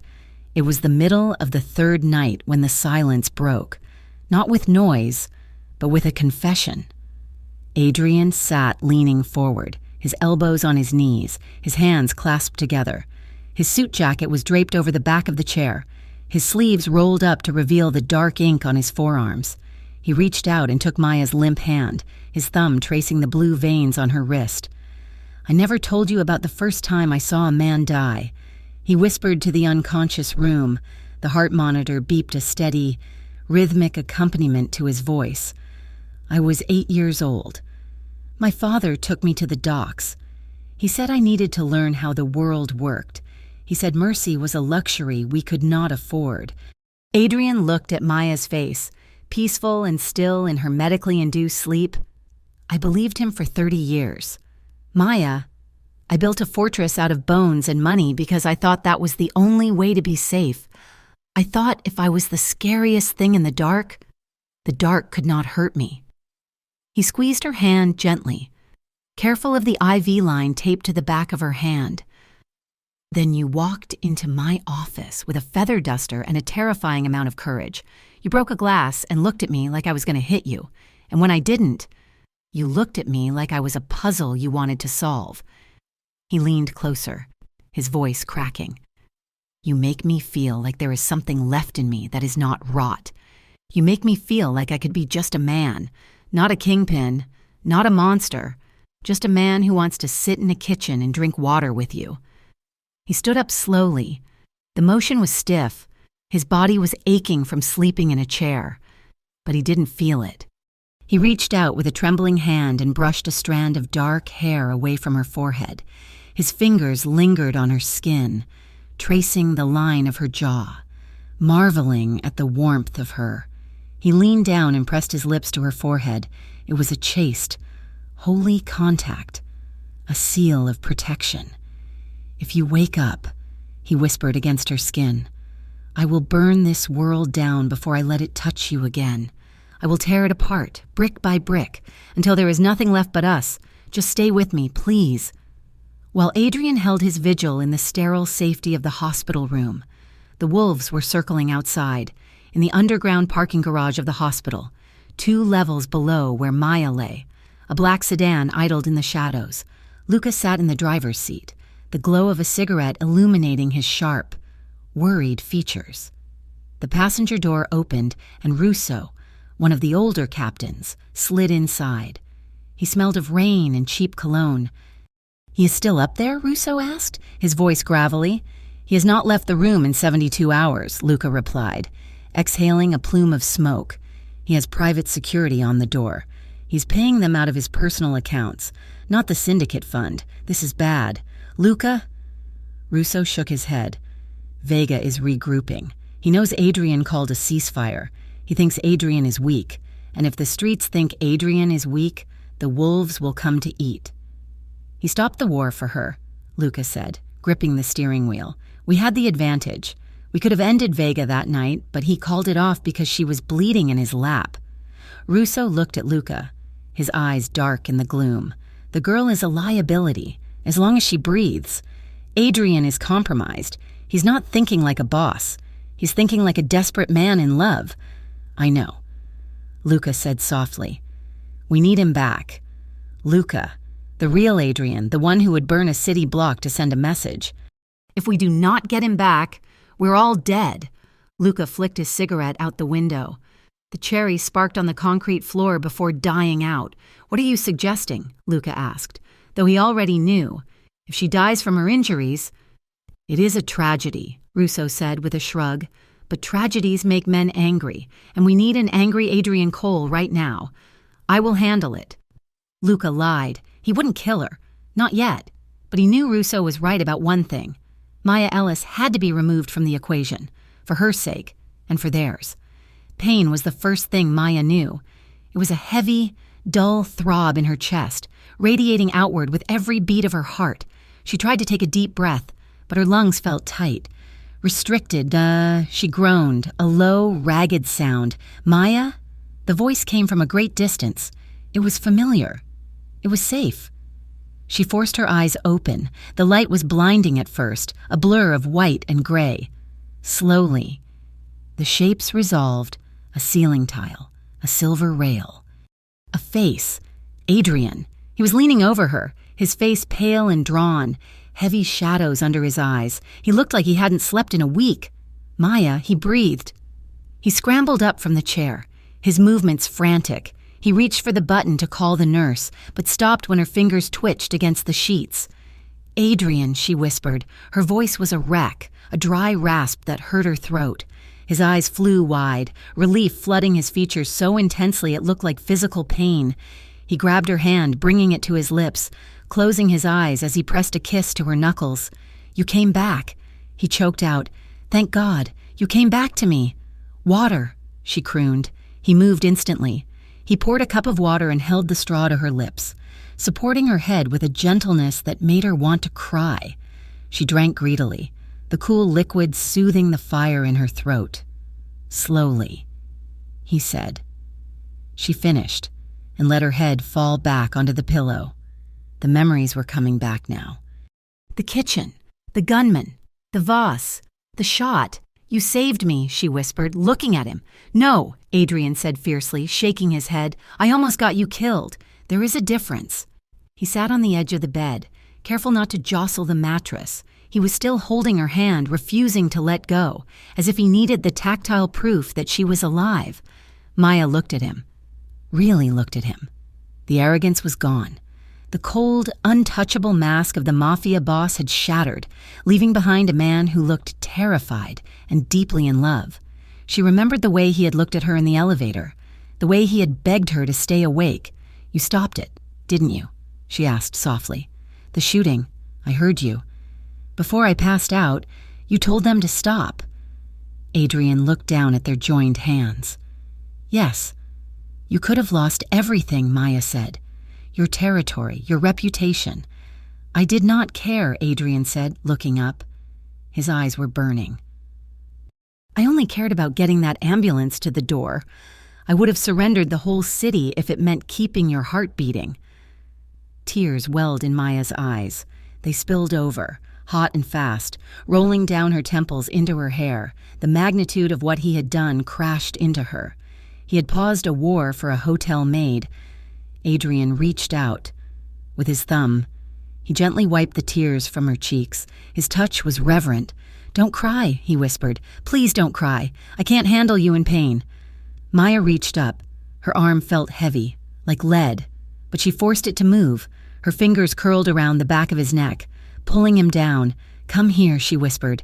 Adrian hesitated, his eyes scanning her chest, her IVs. "I don't want to hurt you. Come here." He lowered himself slowly. He braced his hand on the mattress beside her pillow, taking his weight so he wouldn't press on her. Their faces were inches apart. Maya could see the gray flecks in his dark eyes. She could smell the coffee and soap on him. She closed the distance. Their lips met. It was not the passionate, desperate kiss of the rooftop. It was fragile. It was broken and beautiful. It tasted of salt from her tears and the bitter exhaustion that clung to him. Adrian made a low sound in his throat, his shoulders shuddering. He kissed her back with a terrifying tenderness, his lips moving softly against hers, pouring every ounce of his fear and gratitude into the contact. When they broke apart, they didn't move far. Their foreheads rested against each other. They breathed the same air. "You scare me," Maya whispered, her eyes closed. "I know," Adrian replied, his voice rough. "I am sorry, but losing you scares me more," she finished. Adrian froze. He pulled back just enough to look her in the eyes. The vulnerability on his face broke her heart. "I am done." "Maya," he said, his voice was firm, decisive. "I halted the war, and I am not starting it again. I am tired of the blood. I'm tired of watching innocent people get hurt because two men have egos too big for one city." "What are you saying?" she asked. "I am saying if you want me to walk away, I will walk away. I will leave the syndicate. I will leave Harborview. We can go somewhere where no one knows the name Cole." Maya looked at him. She saw the hope in his eyes, but she also saw the reality. He was a kingpin. You didn't just give 2 weeks' notice to the Mafia. If you just leave, Vega wins, she said. And if Vega wins, he will burn this city down. He won't stop with the soldiers. He will hurt the families. He will hurt the staff at the hotel. I don't care about them, Adrian said stubbornly. I care about you. I care about them, Maya said. She squeezed his hand, her grip weak but determined. You cannot just run. Adrian, that makes you weak. And if you are weak, they will hunt us down no matter where we go. Then what do you want me to do? He asked, desperation creeping into his voice. Find a way out, she said, a real way out, end it, but end it without becoming a butcher. Be the man I saw in the kitchen, the man who saves people. Adrian stared at her. Slowly. The wheels behind his eyes began to turn. The brilliance that had built an empire began to shift focus. He wasn't thinking about war anymore. He was thinking about strategy, outside the hospital. The final piece of the trap was being set. Darian Vega sat in a private booth at a diner across town. His phone buzzed. He picked it up and listened to the voice on the other end. She is alive, the informant whispered. Room 412, Harborview General. He has guards, but they are private contractors, not made men. Vega smiled. It was a cruel, triumphant expression. He's sitting by her bedside like a loyal puppy, Vega said. He's not watching the gates. Tonight, we end it, Vega commanded. We hit the hospital. We take the girl. If we have the girl. Cole will surrender everything. He has gone soft, and soft men die. Back in room 412, Adrian stood by the window, looking out at the city lights. He had been silent for 10 minutes. When he turned back to Maya, his face was changed. The exhaustion was still there, but the fear was gone, replaced by a cold, sharp resolve. I have a plan, he said. Maya watched him. What kind of plan? A dangerous one. He admitted. Vega thinks I am weak. He thinks I am distracted. I am going to let him believe that. He walked back to the bed and took her hand. I am going to give him exactly what he wants. Me and you. Maya's heart stuttered. What? He's going to attack the hospital, Adrian said calmly. I know he is. It is the only move he has left to break me. So I am going to let him come. Adrian, no. But he won't find us alone, Adrian interrupted. I am going to make a call I should have made 10 years ago. He pulled his phone out of his pocket. I have files. Maya. Evidence. Shipping routes, bank accounts, names of every corrupt judge and cop on Vega's payroll. And on mine. You are going to the police? Maya gasped. I am going to the FBI, Adrian corrected. I am going to trade my empire for your life. I will give them Vega on a silver platter. I will lure him into a trap, and when he springs it, the feds will be waiting. But you will be implicated too, Maya whispered. If you give them the evidence. I know, Adrian said. He looked at her with a sad smile. I won't be walking away from this free. Maya, prison is the price of the ticket. No, she cried, trying to sit up. No, Adrian, you can't. It is the only way, he said gently, pushing her back down to the pillows. If I go to prison, Vega goes down with me. The syndicate dissolves. The war ends, and you. You get witness protection. You get a new life, a safe life. But I won't have you, she sobbed.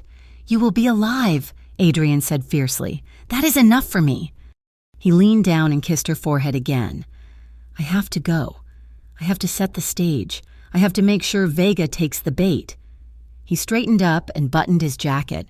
He looked like the kingpin again, cold, efficient, ready to die. I will fix this.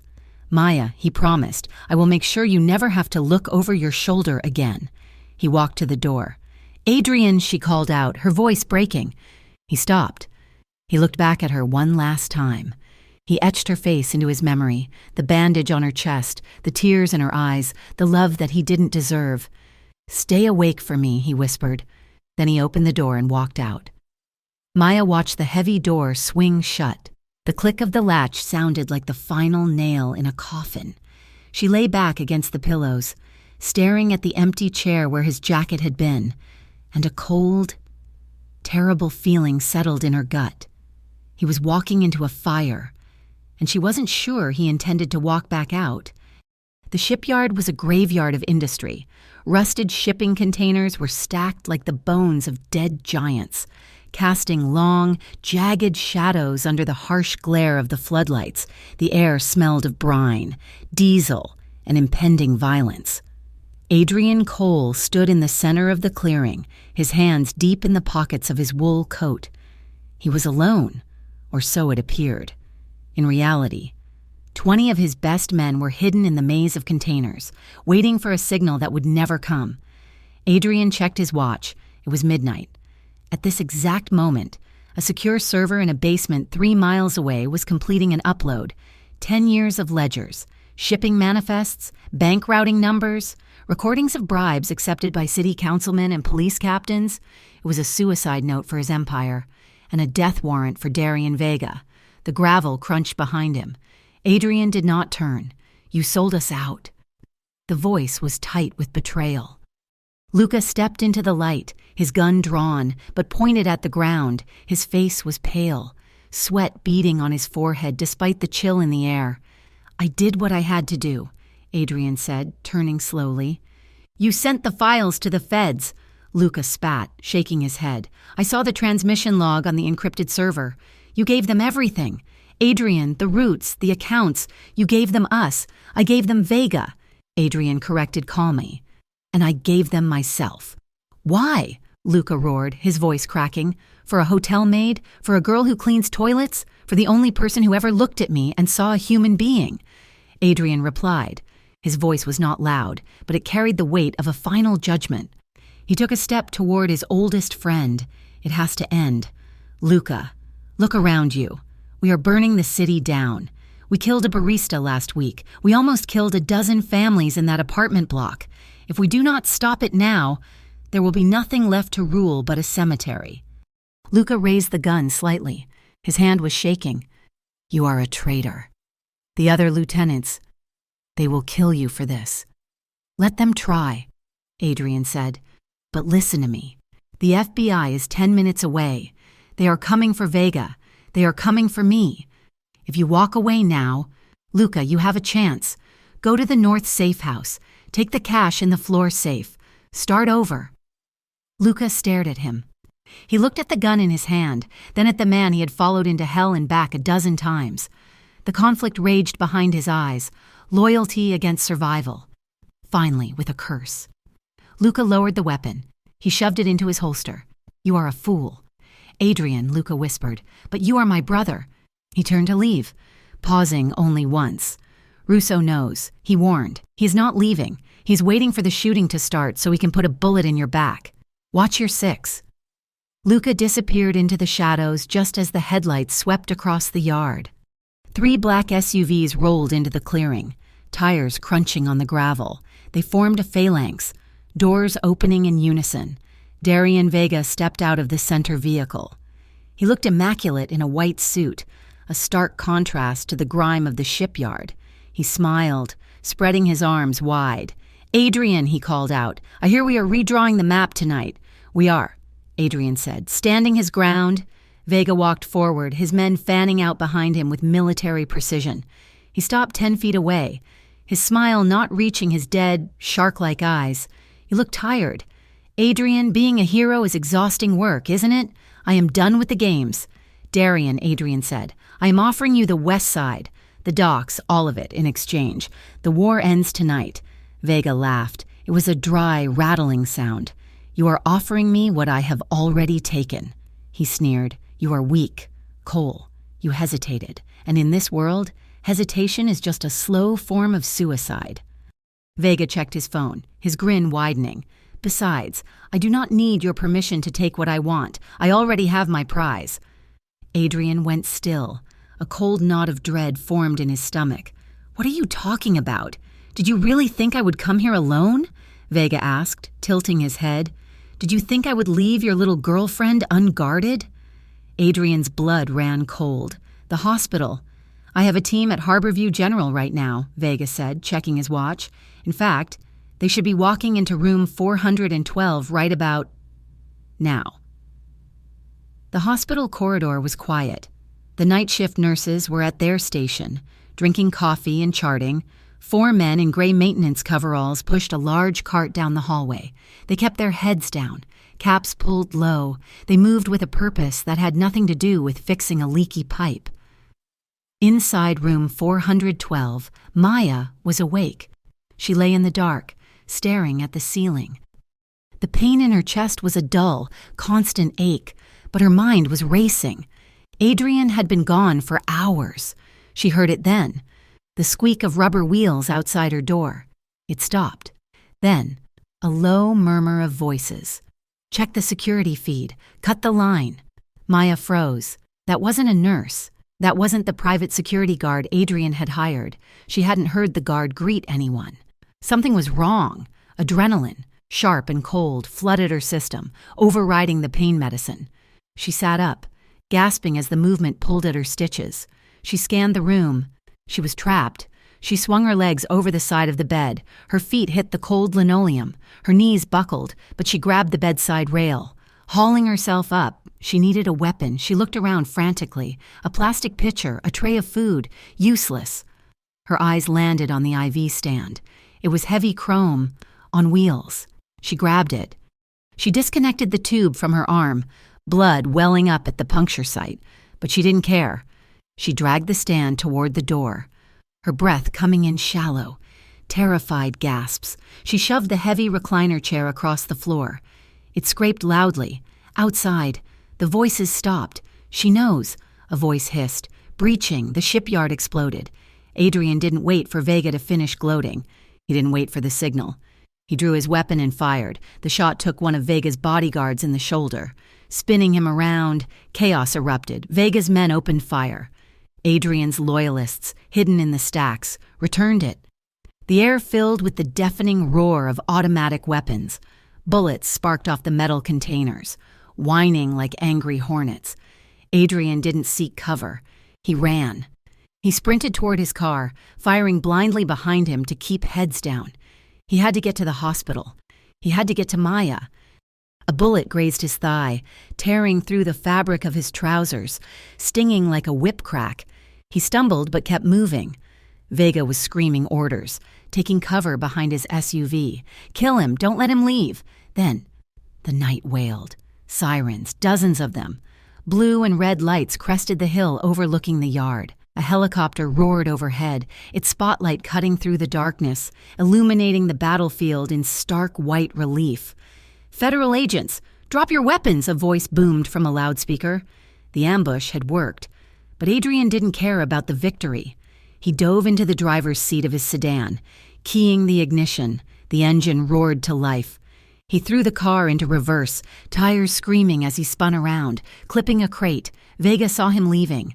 The rival boss broke cover, raising a submachine gun, aiming for the windshield. Adrian didn't swerve. He floored the accelerator, driving straight at Vega. Vega dove out of the way at the last second, rolling across the gravel. Adrian clipped the back of Vega's legs with the fender, sending the man sprawling. Adrian slammed on the brakes. He rolled down the window. Vega was on the ground, reaching for his gun. Adrian raised his pistol. He had a clear shot at Vega's head. He could end it right here. He could be the executioner one last time. But then he saw the flashing lights of the FBI armored trucks smashing through the chain-link fence.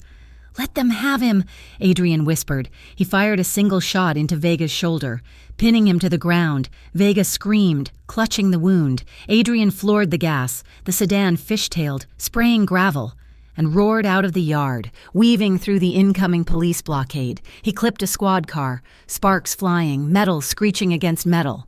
"Stop the vehicle," a police officer shouted. Adrian didn't stop. He merged onto the highway, the speedometer climbing to 100. Behind him, a trail of police cruisers peeled off to give chase. He didn't look in the rearview mirror. He looked at the city skyline. "Hang on, Maya," he prayed, gripping the wheel until his knuckles turned white. "Just hang on." Maya shoved the bedside table against the door, adding it to the barricade of the chair. The door handle rattled violently. "Open the door," a voice shouted. Maya backed away, gripping the metal IV pole like a baseball bat. She was shaking so hard the metal rattled against the floor. Her chest felt like it was on fire. A heavy thud hit the door, then another. They were kicking it in. The wood splintered around the lock. "Maya Ellis," the voice taunted. "We know you are in there. Come out and we will make it quick." Maya didn't answer. She stood her ground in the center of the dark room, tears streaming down her face. She wasn't going to die cowering under a bed. If they wanted her, they were going to have to fight her. The door gave way with a crash. The barricade slid backward but didn't hold. A man in a gray jumpsuit squeezed through the gap. He had a knife in his hand, a long, serrated blade that caught the light from the hallway. He spotted her. He smiled. "There you are. Sweetheart." He stepped forward, kicking the chair out of his way. Adrian's car screeched to a halt at the hospital entrance, mounting the curb. The front bumper was hanging off. Steam hissed from the radiator. He kicked the door open and sprinted into the lobby. "Mr. Cole," a security guard shouted, reaching for his radio. Adrian ignored him. He vaulted the turnstile and ran for the stairs. He couldn't wait for the elevator. He took the stairs 3 at a time, his wounded legs screaming in protest, his lungs burning. 4th floor. He had to get to the 4th floor. He burst into the hallway. He saw the open door of room 412. He saw the shattered wood. "Maya!" he roared. He charged down the corridor. Inside the room, the attacker had cornered Maya against the window. She swung the IV pole, striking him in the shoulder, but he was too strong. He grabbed the pole and wrenched it from her weakened grip. Tossing it aside, he lunged. Adrian hit him like a linebacker. He tackled the man from behind, driving his shoulder into the attacker's spine. They crashed into the wall, knocking a framed picture to the floor. The knife skittered across the tiles. The man was big, heavy with muscle. He threw an elbow back, catching Adrian in the jaw. Adrian saw stars, but he didn't let go. He wrapped his arm around the man's neck, dragging him down. They wrestled on the floor, knocking over the bedside table. The attacker managed to flip Adrian over, pinning him. His hands went to Adrian's throat, squeezing. Adrian gasped, clawing at the man's face. His vision began to tunnel. Suddenly, there was a metallic clang. The attacker went rigid. His eyes rolled back in his head. He slumped forward, dead weight on top of Adrian. Adrian shoved the unconscious man off him and scrambled backward. Maya was standing there, holding the heavy oxygen tank she had pulled from the wall. She was panting, her hospital gown stained with fresh blood from her reopened stitches. "Maya!" Adrian choked out. He scrambled to his feet. He reached for her. She dropped the tank and collapsed into him. He caught her, sliding down the wall until they were sitting on the floor amidst the wreckage. He checked her frantically. His hands roamed over her arms, her face, her hair. "Are you okay? Did he touch you? Tell me he didn't touch you." "I am okay," she sobbed. "I am okay." She grabbed the lapels of his ruined coat. She pulled him closer. She kissed him. It wasn't a gentle kiss. It was fierce. It was desperate. It was the kiss of two people who had stood on the edge of the abyss and refused to jump. She kissed the blood on his lip, the sweat on his brow. She kissed him with a possessive urgency that told him she was alive. She was here, and she was his.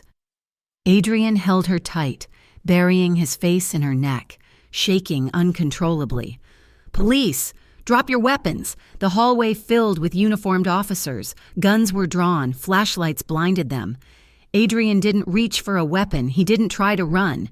He slowly pulled away from Maya. He looked into her eyes one last time. "I kept my promise," he whispered. "I fixed it." He slowly raised his hands in the air. "Do not shoot," he shouted to the police. "I am unarmed. I am surrendering." Two officers rushed in, grabbing Adrian's arms, pulling him away from Maya. They slammed him against the wall, cuffing his hands behind his back. "Wait," Maya screamed, trying to reach for him. "Don't hurt him." Adrian looked back over his shoulder as they dragged him toward the door. He didn't look defeated. He looked free. "I love you, Maya," he shouted as they pushed him into the corridor. "I love you." She screamed back, collapsing against the nurse who had run in to help her. The trial of the century. They called it. Adrian Cole's testimony dismantled the Vega cartel in 3 weeks. It took down 2 judges, a senator, and half the police force's vice squad. It was a purge that scrubbed Harborview clean.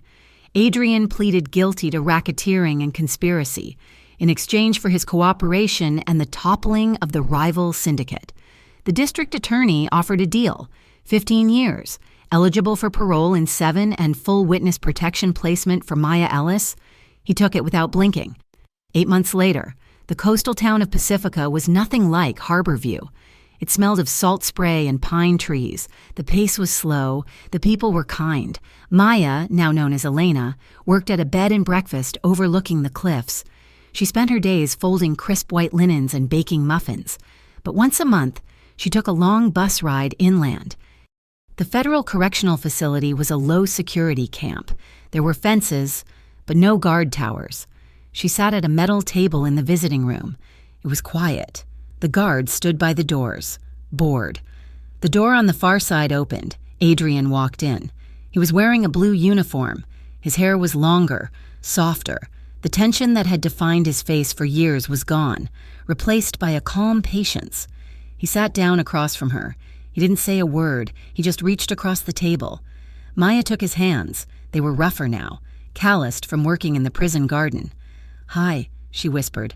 "Hi," he replied. There were no glass partitions, no phones, just them. "How is the ocean?" he asked. "It is loud today," she said, smiling. "The storm is rolling in. You can hear the waves crashing against the rocks from my bedroom window. It sounds like breathing." Adrian closed his eyes.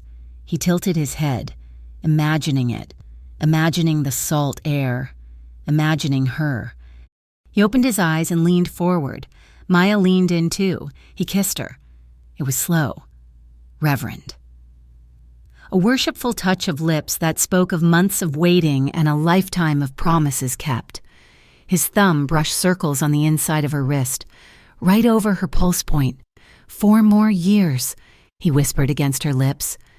"I will be waiting," she promised. 4 years and 2 months later, The bus stop was just a bench on a dusty road at the edge of town. The sign was faded by the sun. Maya stood there, wearing a simple yellow sundress. Her hair was loose, blowing in the sea breeze. She checked her watch for the 10th time. The bus crested the hill, its brakes squealing as it slowed. The doors hissed open. Only one passenger stepped off. He was wearing jeans and a plain white t-shirt. He carried a small duffel bag over one shoulder. He looked older, a few silver strands in his dark hair, but his eyes were the same, dark, intense, focused entirely on her. Adrian dropped the bag. Maya ran. She didn't care about the scar on her chest that pulled when she moved too fast. She didn't care about the tears blurring her vision. She collided with him. Adrian caught her, lifting her off her feet, spinning her around. He buried his face in her neck, inhaling the scent of her, sunshine and freedom. He set her down but didn't let go. He framed her face in his hands, looking at her as if she were a miracle he was still trying to understand.